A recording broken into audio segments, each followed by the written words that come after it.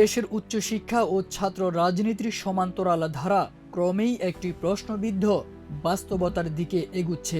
দেশের অধিকাংশ ছাত্র সংগঠনের নেতা কর্মীরা যেখানে বছরের পর বছর পড়ালেখা শেষ করতে না পেরে তথাকথিত চির ছাত্র হিসেবে পরিচিত হয়ে ওঠেন, সেখানে ব্যতিক্রমীভাবে ভিন্ন একটি চিত্র তুলে ধরেছে বাংলাদেশ ইসলামী ছাত্র শিবির। বিশ্ববিদ্যালয়গুলোর বাস্তবতা দেখা যায়, বড় ও প্রচলিত ছাত্র সংগঠনগুলোর অনেক নেতাকর্মী 8 থেকে 10 বছর, এমনকি তার চেয়েও বেশি সময় ধরে ছাত্রত্ব বজায় রাখার চেষ্টা করেন। স্নাতক কিংবা স্নাতকোত্তর ডিগ্রি শেষ না করে রাজনীতির ছত্রছায়ায় থেকে যান। অনেকের বয়সে 30 ছুঁয়ে ফেললেও তারা এখনো ছাত্র নেতা পরিচয়ে ক্যাম্পাসে বিচরণ করেন, নিয়ন্ত্রণ করেন হলে ওঠার তালিকা, শিক্ষক নিয়োগে প্রভাব, এমনকি প্রশাসনিক সিদ্ধান্ত।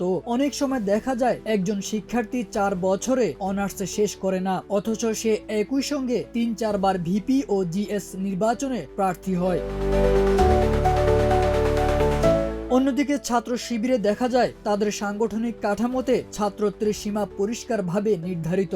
সংগঠনটির নেতা কর্মীরা নির্ধারিত সময়ের মধ্যে পড়ালেখা শেষ করেন এবং ছাত্রত্ব শেষ হলে স্বাভাবিক নিয়মে ক্যাম্পাস ও সংগঠন থেকে সরে দাঁড়ান। তাদের নীতিমালায় ছাত্রত্ব শেষ মানেই দায়িত্ব শেষ।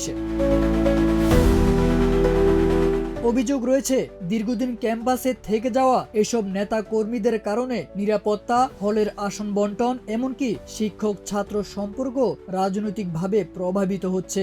নতুনদের জন্য এটি এক ধরনের রাজনৈতিক দখলদারিত্ব তৈরি করে।